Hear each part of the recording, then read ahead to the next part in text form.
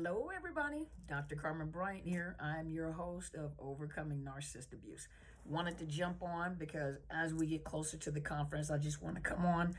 Excuse me. Just keep reminding you, go register. Don't wait for the last minute. Go register because when I cut the ticket sales off, it gives our team time to prepare for your arrival.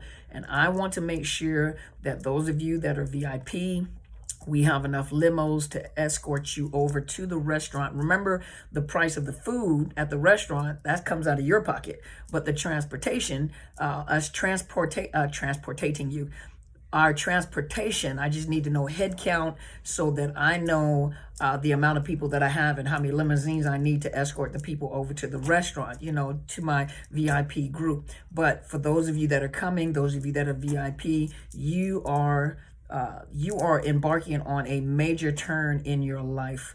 Those of you that have been struggling with narcissistic family, loved ones, those of you that have been heartbroken by those that you love, that you have to separate from or breaking up with, just that pain feels like someone has taken the oxygen mask off your face and you can't get enough air, and your mind is confused. Your mind is trying to rationalize what has happened, and you keep looking at yourself like something is wrong with you. And the major question that always comes up, which will be answered at the conference, is I don't understand, why do I keep attracting the same type of people? What am I doing that keeps attracting people? I know I might be codependent. I hear that a lot. I know I may be codependent. I know I may have, my issues, but why do I keep attracting, no matter how hard I try or how I try to pay attention, why do I keep attracting the same type of people? Well, you do have an attachment style, and your attachment style, whether it is a attachment disorder or whether it is a attachment issue, it all derives from the parenting style that you came from. So depending on if your parents were dysfunctional, and sometimes the parent may not even been dysfunctional per se. They may not have been narcissistic parents. They may have been good parents. Some of you say, well, I don't believe that because my parents weren't narcissistic. I had good parents, but they still had a particular parenting style that created your attachment style.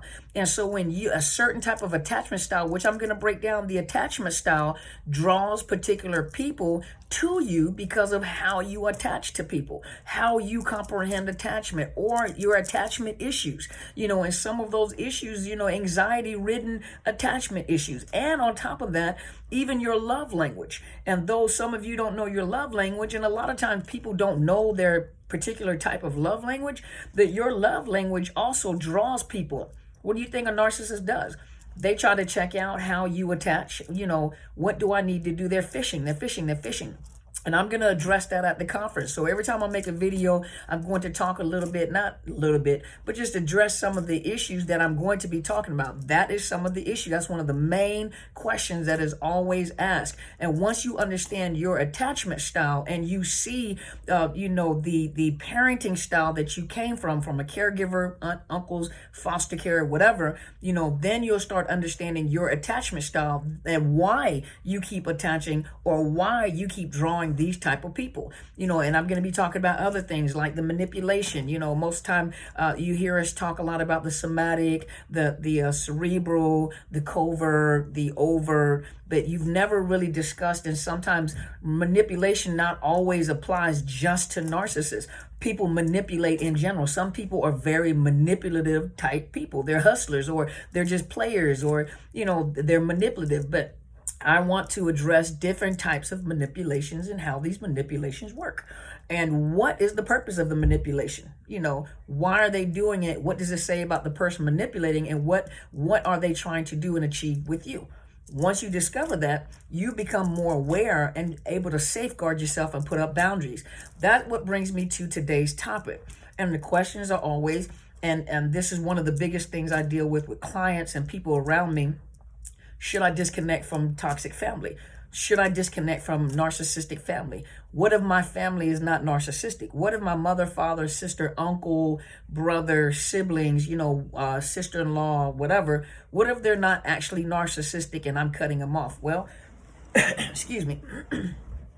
The question is not, many times people, they're trying so hard to determine whether or not a person is clinically uh, um, clinically fit the diagnosis of narcissistic personality disorder, the cluster B personality disorders. And so most people rack their brain trying to gather information of trying to see whether or not this person fits the diagnosis for narcissistic personality disorder. Well, it's almost as if you're trying to disregard, okay, if they're not narcissists, then I will stay in the relationship and try to make the relationship work. It is a one-sided relationship. And the hardest part is the closer they are to your heart, the more painful the trauma is of being abused, misused, manipulated, especially when you come from your family of origin or foster care or, whatever. But when you come from a family of origin and all you've ever known all your life is your mother, your father, your grandmother, your aunties, those people that have always been in your close circle and you grew up with, cousins and I remember these good things. But the question is toxicity. Well, it's not a question, but a statement. But the thing is toxicity. So whether they're a narcissist or have NPD or not, let's put that to the side for a minute. If every time you get around your family and there's confusion, there's argument, there's gossip, every time you turn around, you hear something about yourself, and it's always coming from the same group of people, mother, father, sister, brother, cousin, uncle, whatever, within your close family unit, your family of origin. But if every time you turn around, there's always something being said about you. And a lot of times it's things that they may not know, or because most people assume, well, that's my mother, father, brother, sister, whatever. They know me. Well, you're an adult now, so they don't know you like they knew you as a child growing up. Now you're an adult, you're doing other things. You have family, you have children, grandchildren, whatever you have. They don't know you like you think that they know you. They know enough of you, but not enough of you, if that makes sense, But every time you turn around, you hear them talking about you. Or every time you turn around, you have to pick up the phone and say, okay, what is this? You're always trying to put out fires. And the fires always seem to be with you in the middle of the fire. You're always putting out fires. You need to ask yourself this question, like, why do I have to keep putting out fires about myself? Why am I always the topic of discussion, or why am I always in the midst of the discussion? What is going on here? And then you notice that when you talk to your family, why do you do that, or why are you saying this? Of course, you guys know whether they're narcissists or toxic. Of course, they're not going to admit to it. Of course, they give you bits and pieces of the truth, but not the entire truth. So if you ask yourself this question, like why, and when you talk to them, do you often feel confused? Do you feel like what we talk about, that word salad? Do you feel like they're deflecting to something else? Do you feel like all of a sudden they're projecting on you as soon as you ask a question? And when you say confrontation, a lot of times confrontation sounds like it's violent, like, you're fighting. But sometimes it's a confrontation. You confront someone. It may be in a professional confrontational way. Maybe, let me confront the situation and see what's going on. And you confront the situation to ask to get some resolution. But it seems like even when you're talking to them, you don't even get resolution within your own family. Now, think about it. Even in a romantic relationship with a narcissist, we talk about it on camera all the time. About when you're talking to a narcissist, and you guys know, because a lot of you have said it, it sounds like it's like you're going in a circle. It's a circular conversation, and there's no resolution to it. It's like the more you talk, the more angry you get. The more you talk to try to confront a behavior, they're not accountable. They're not going to take accountability. They can dish it out, but they can't take it. And so as soon as you confront and ask about certain things, you notice that it's a circular conversation, and all of a sudden there's projection on you. It's not that we're going to address the issue, but it's always how you are. Apples and oranges, okay? Regardless of what I am, this is not the topic at this particular time. This is what I need to talk about and need to discuss, you see? And if you notice that their family members, whoever they may be, always have something in that it's almost like they sit on a throne of judgment, and they always have something to say about your life, your behavior, how you raise your children, how you're married, this and that, who you're connected to, this and that and this. Have you ever thought that they're jealous of you? Now, of course, some of you turn right back around and see Dr. C said, and you're jealous. Why would they admit to the fact that they're jealous of you? You can tell that they're jealous of you. Remember I said, just listen to what they say. And that goes for narcissists or non-narcissists. Listen to what they're saying when they're talking to you. And bits and pieces of stuff comes out where you know where their mindset is at. Because what's in their heart is going to come out. It's like it's like being angry and suppressing that, or having a problem with someone, and that's just like you having a problem with someone, you suppressing it. Eventually you're going to blow up and all that stuff is going to come out, and it comes out all at different times, or different information comes out. Now, when you're dealing with a narcissist or a toxic family member, every time you confront a situation, you never get resolution. So it's like you have to stuff it down. Something else happens. You're trying to confront the situation. There's no resolution, because what do bullies do? Bullies bully and try to make you afraid to get you away from them, so you stop confronting them.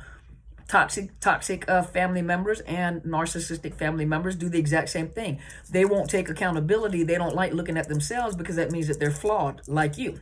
And of course, they're not like you, because you're flawed. And they project their flaws onto you.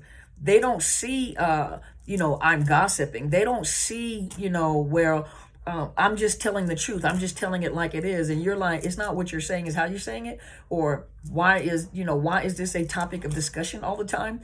And then the information that you're giving is half truth and half lie, makes it a whole lie. And some of you guys are struggling with this, but the first thing you say, but that is my mom. That is my father. That is my sister or brother. That is my aunt. She did raise me. He did raise me. Those are my siblings, and we're family. Blood is thicker than water. People that don't have boundaries are offended when you put up boundaries. People that don't have boundaries and have no respect for themselves have no respect for you. Because if you can't respect yourself, you're not going to respect anybody else. And if you're having conversations with your family members and there's never a resolution, and you always feel less than. Now, remember, a person cannot make you feel a certain way. They can trigger your emotions, but you make a choice as to how to respond or react. It's a choice that I'm going to hate you or I'm angry at you. So it's not that they're making you feel a certain way. It's just that what they're doing influences how you're thinking already. And if you already have a low self-esteem, or if you already have, issues with family, you feel rejected, neglected, whatever, those emotions are just going to come out. They're already there. It's like they're putting fuel they're putting fuel on the fire that's already burning. And so they have a lot, but think about it. You have the right to cut off anybody. So why is it that when it comes to your family, you don't have a right to cut them off because they're family? But if your family is hurting you, why would you not cut them off? You don't have to be disrespectful with what you do. You may send them a card for holidays and their birthdays. You just want to know I love you. Send a little money, $20 here. Go enjoy yourself, whatever. That doesn't mean you have to keep on talking to them. You just have to gray rock and go no contact. You are making the choices as to who you allow in your circle and who you allow in your bubble. Because you have to remember they're like in this vortex. And in the inside of this hurricane, what is on the inside of a hurricane or a typhoon or tornado? Debris. If you go online and look what's on the inside of a hurricane or twisters or whatever, you'll see it picks up. It just picks up from wherever it goes. It picks up from its environment. And if you go into the center of it, it's just debris throughout the walls of this whirlwind. And you're being sucked into this vortex. You're being sucked into all this chaos that's going on the inside of them. And you become a part of the chaos and you get lost. You're an individual person that has the right to make a determination as to who you want in your circle, who you want in your bubble, who you want to give your time to, and how much of that time you want to give up. Whether I want to talk to you or not. No one has the right to emotionally manipulate you to make you change your mind because they want something from you. Anytime a person has to manipulate you emotionally and make you feel bad, well, I don't understand why we're family. It doesn't matter. Blood is thicker than water. And yeah, of course, families always get into it and everything, but that doesn't mean you cut them off. Okay, but they're emotionally manipulating you now because the first thing that you're thinking about is like, yeah, you're right. And I shouldn't do that. What happens if they pass away? Listen, I know this sounds very, very harsh, but everybody has an expiration date. But that does not mean that you should put down your safeguards and your boundaries and live miserable to cater to somebody else, to please and appease somebody else at the expense of your emotions and your well-being. And some of you guys have been so tormented, you just don't know how to cut it off. And sometimes cutting it off means, I don't know how to do this yet. I'm just cutting it off altogether, not saying anything. That gives you time to let that brain fog clear. As with a narcissist, most of you guys are married to one or dating one, and that including your own family. To cut your family off, you don't know how to do it. You don't overthink the situation. You cut them off so that you can clear your mind. Clear your mind up and everything. Clear your mind so you can think rationally. Because as long as you're a part of this whirlwind, and trust me, it's not usually one family member. It's 1, 2, 3, 4. And of course, they're going to smear your name because they're a mess. They're a hot mess. And they're going to smear your name. They always have your name in their mouth because they remember, if a narcissist does a smear campaign, the narcissist does a smear campaign because one thing they don't want people to know is what they're really like. So they set the stage up so they make themselves look good and they get the attention and the focus. And don't, oh my gosh, and don't be influential. If you are influential, or if you're well liked, or you do things that's very popular, you know, where you're seen and people know you, you know, and it could be high school friends. You may have been the jock, or you may be doing something, you know, something, anything. It doesn't matter. You could be at the best hairdresser on the coastline. It doesn't matter. If you're doing something, you have worked to achieve that, and you've done things for yourself, and you have gone through something bad or bad relationships, and now you're coming back up and you're doing something. For you, it's so painful to have your family reject you or to talk about you. You know, it's so painful to have a family. You know, you think we're family, and family's not supposed to tear you down. It's sad to say, but that's normally where it starts from, y'all. That's how a lot of you are in relationships that you're in now, because you're trying to make something work even when your family didn't work. So you're trying to make something work because that is where you came from. You're trying to make something work. You can't make something work. And sometimes you have to accept the fact that you got toxic family members.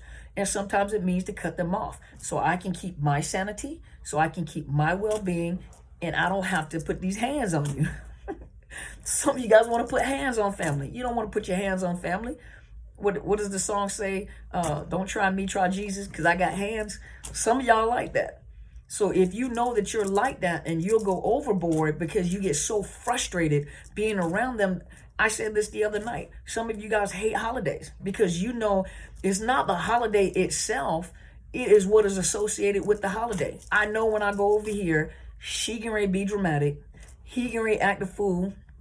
He can ready burn down the backyard. He finna get high. She finna be dramatic and throw herself down the steps. And I'm just using just whatever scenario we can use. You know, they don't get enough attention, so they're going to cause some drama to make everybody focus on them. Somebody going to the ER because they need attention. There's always some type of argument. There's tension building up, and I just hate the holidays and I hate my family. That's what some of y'all say. It's not good to hate. You don't want to hate your family, but you don't have to like them. I mean, you don't have to like your family. And some of you guys like, I can't stand my family. I can't stand my family. That's okay. Just don't hate them. Don't let that hate build up in you. But it's okay not to like them. Nobody says you have to like them. But at the same time, your holidays are connected to the events surrounding those holidays. And most of the time, those holidays, because you are obligated, in your mind, you think you are obligated that I have to go to these family functions because they're traditional. You can break tradition. And of course, when you break tradition, you just have to know that they're going to talk about you. You broke tradition, and she doesn't, and he doesn't want to be a team player, and she and this. It doesn't matter. Is the person that you are married to, you know, if they're accepting with that, you can go over there and you can enjoy yourself. We'll just split it up. You spend time with your family, I spend time with my family, or, you know, whatever we're going to do, we are going to celebrate first. And then after you and I celebrate as a family, then you can go and celebrate with your family, because now your family comes first. So you guys have to make that decision, but there's nothing wrong with putting up boundaries and protecting yourself. You have the right to do that, to keep your sanity, to keep your emotional health. And some of you guys suffer physically from the emotional stress of being around toxic family members. You don't have to be there. Don't let anybody tell you that you have to be there. You don't have to be there. I don't care about traditions. That if the traditions are killing you, and What purpose does it serve for you to be so stressed out that you come home and have a stroke and then you're half paralyzed on one side, or you could even die because you are so stressed out by the family that you're around, and you hate the holidays? And each holiday you can almost pinpoint: Valentine's Day, this is going to happen; Thanksgiving, this is going to happen; and then Christmas, this is going to happen. I just hate holidays altogether. I can't stand summer because we do summer vacation, we do family vacations. So all my life I've hated vacations because of what my family and I had to deal with my own family.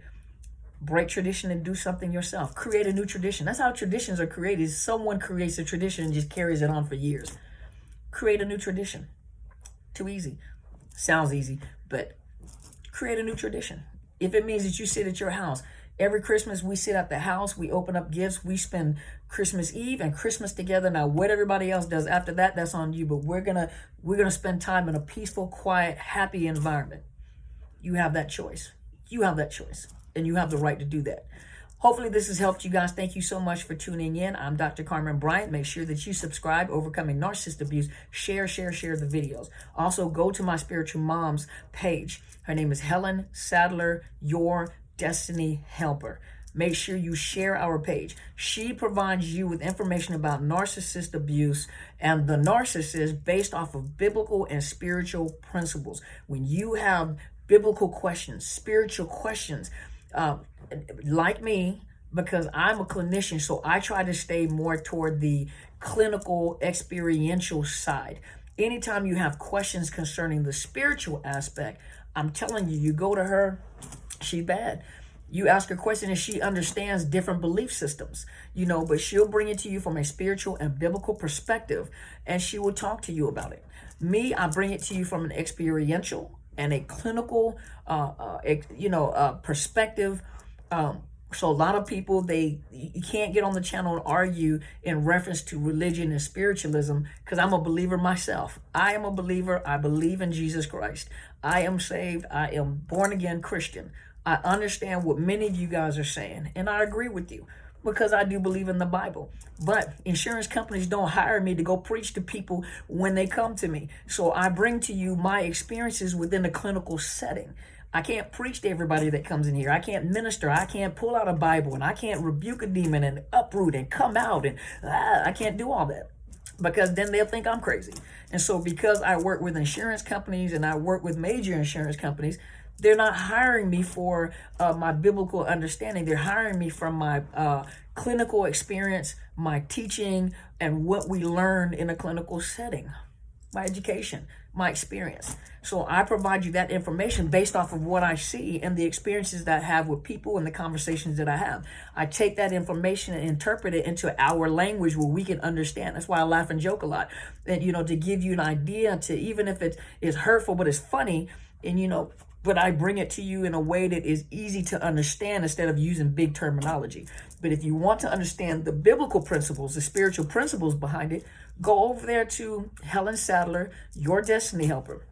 And I agree with a lot of things that you guys are saying. Just go over there and you listen to her. And then come on back over here, and I'll probably say some of the similar things, and then she's going to tell you the same thing or some more stuff concerning the spiritual principality, the spiritual and biblical aspect of it. But we're open to all religions, races, sexual preferences, genders, whatever, because narcissist abuse is an equal opportunity abuser. No one is left out. I don't care if you speak a different language, you are in the LGBTQ community, if you are heterosexual, what religious, it doesn't matter. It is an equal opportunity abuser. And if you take the principles and apply it to wherever you are at religious-wise, you got to remember they have the same disorder, but they're each individuals in different cultures, different groups, different races. It doesn't matter. They do the same thing. They just do it individually to each person. You have some people that are within the entertainment field. You have some people that are in poverty. You have some people that are intellectuals. You have some people, it doesn't matter, but they operate differently, but they all have the same disorder, and they do some of the same things on different levels. Equal opportunity abusers. So that's why I want you guys to make sure you go. It's right up underneath my video. Go and register for the event. Don't wait for the last minute, y'all. Come on, my people, my tribe people. Don't wait. Some of you guys, I'm gonna pay, right when you get ready to have the conference. But if I shut if it gets to a certain point, I may have to shut down the registration because I have to have a head count for the hotel to feed you. Make sure you guys eat, and we have some, we likes to eat. We gonna eat. So we need to eat. And then on top of that, I have to have a head count so I know how many limousines they have there. Now, the dinner itself, when we go to the restaurant, it is a steak and seafood restaurant. That is an out-of-pocket expense. You'll have to pay for that. But when you come to the conference, it's from 8 to 6 p.m. I'm going to be talking from 8 to 12. A good friend of mine, her name is Bridget Griffin, and she is the YWCA, a domestic violence legal advocate who works in the court systems and advocates for the victims in King County and Seattle area here in Washington. You're going to have my big brother. His name is Marcus Monroe. You don't want to miss him. I wish, and I'm telling you, because this is not the first conference that I'm doing. This is just the first one that's happening that we got to pick up our momentum. We can finally now pick up our momentum because things are starting to open up. We have time to travel, but I'm going to get him in person so you guys can meet him in person.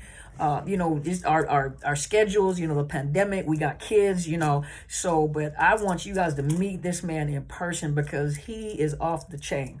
When I say, I'm going to use my little slang and terminology, but he's going to teach you guys, ladies, especially you ladies, because narcissism is increasing, especially with social media. Narcissism is increasing, and narcissists are training narcissists on how to manipulate and dominate women. Narcissists are training men, even if the men are not narcissists. Some of these men need some guidance. They need mentors. And so they're stepping in the place of mentors to guide men on how to manipulate and dominate women with no respect whatsoever.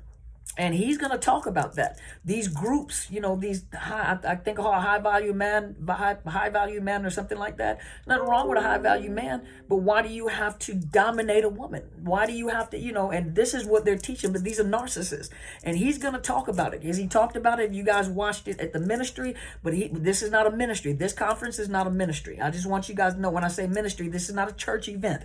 This conference is an overcoming narcissist conference, and he's going to bring you this information. You need to know this. Then, of course, my big sister, Kathy Gibson, My Life is Intentional. You guys see on the advertisement her 2 books, and she is phenomenal. This lady right here, this is my big sister.